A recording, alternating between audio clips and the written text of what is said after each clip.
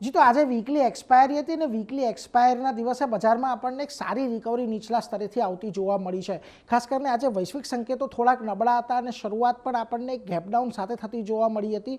Almost નિફ્ટીમાં પણ તમને 23,229ના લો બનતા દેખાયા, ત્યાંથી તમને એક રિકવરી આવી અને ઓલમોસ્ટ 280 કે 270 પોઈન્ટની રિકવરી સાથે આજે આપણે બંધ થયા છીએ. એક 0.5% ઉછાળો તમને નિફ્ટીની અંદર આવ્યો. સેન્સેક્સમાં પણ એ જ પ્રકારે નીચલા સ્તરેથી તેજી આવી, લગભગ 0.5% ઉછાળો ત્યાં જોવા મળ્યો અને બેંક નિફ્ટી પણ ઓલમોસ્ટ 600 પોઈન્ટથી વધારે આજના દિવસે આપણને નીચલા સ્તરેથી સુધરતી દેખાય છે. અને જો કે ક્લોઝિંગ અહીંયા તમને ફ્લેટ ટુ પોઝિટિવ રહેતું જોવા મળ્યું. ખાસ કરીને વાત કરીએ મિડ કેપ અને સ્મોલ કેપની, તો આજે ઓલમોસ્ટ આખો દિવસ ત્યાં આગળ તમને લાલ નિશાનની અંદર કારોબાર દેખાયો, પરંતુ છેલ્લા જે 1 કલાકની અંદર રિકવરી આવી એમાં તમને આજે થોડી ઘણી ગ્રીન ઝોનની અંદર આ બંને બંધ થતા દેખાયા છે. એટલે નીચલા લેવલેથી આ પણ આજે એક સુધર્યા છે. સેક્ટરની વાત કરી લઈએ તો આઈટી સેક્ટરમાં આજે સતત ચોથો દિવસ હતો કે જ્યારે સારી તેજી તમને જોવા મળીને ઓલમોસ્ટ 4.25% ઉછાળો આજે રહ્યો.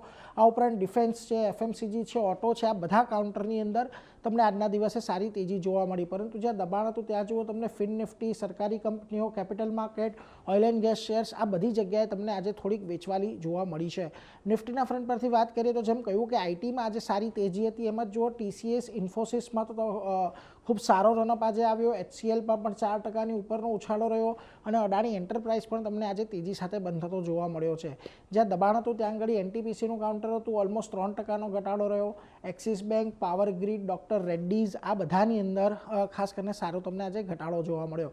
મિડ કેપની વાત કરી લઈએ તો આજે ઘણા બધા સ્ટોક્સ એવા હતા કે જ્યાં આગળ પોઝિટિવ રહ્યા, જેમાં ટાટા એલેક્સી, એક્સાઇડ, એમ્ફેસિસ, કોફોર્જ, એટલે મોટેભાગે આઈટી કાઉન્ટરની અંદર આજે તમને અહીંયા પણ ખરીદદારી જોવા મળી. અને જે દબાણ હતું ત્યાં જુઓ એનએચપીસી આજે ઓએફએસ ખુલ્યો ત્યારબાદ તમને 2.25%નો ઘટાડો આવ્યો છે. આ ઉપરાંત હિતાચી એનર્જી, બીએસસી અને ફિનિક્સ મિલ્સ તમને અહીંયાથી ઘટાડા તરફી કારોબાર કરતા દેખાયા છે.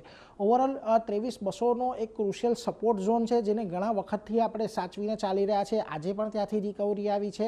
એટલે હવે 23,200 અહીંયાથી બહુ મહત્વનો સપોર્ટ બની ગયો છે. અને જ્યાં સુધી આ સપોર્ટ છે ત્યાં સુધી કોઈ બહુ મોટા ઘટાડાની અપેક્ષા અહીંયા નથી, એવું નિષ્ણાંતોનું કહેવું છે.